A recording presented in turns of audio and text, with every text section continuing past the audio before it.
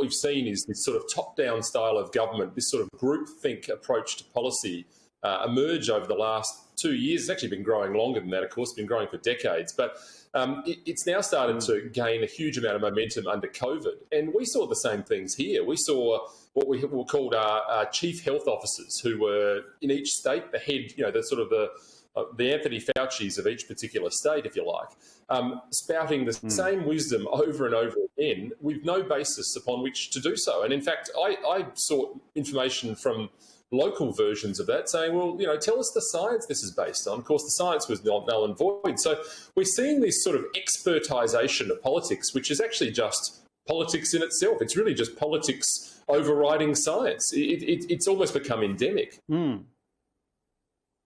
It's also anti-democratic, because one of the common features of this is that legislatures became less important over the last few years. Oppositions didn't really want to oppose vigorously. In many cases, they agreed. They just wanted more of this stuff.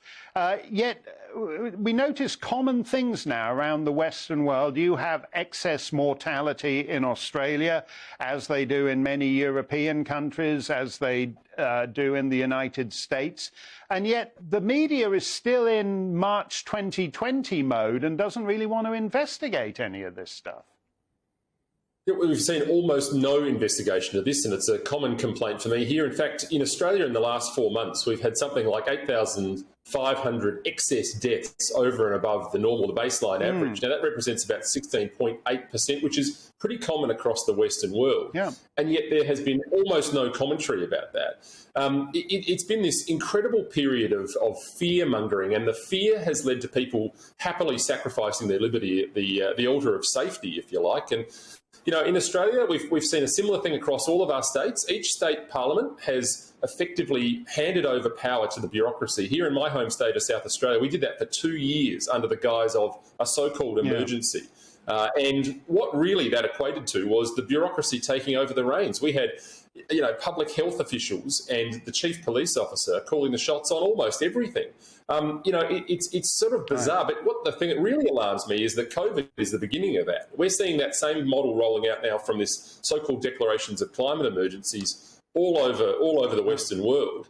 I think that model is going to be repeated. The sort of the politics of emergency and the emergency direction is the greatest danger to democracy in 2022. You made an interesting point with respect to the Commonwealth Games, where it turns out that an Australian cricketer has basically been allowed in to infect the entirety of the British Isles.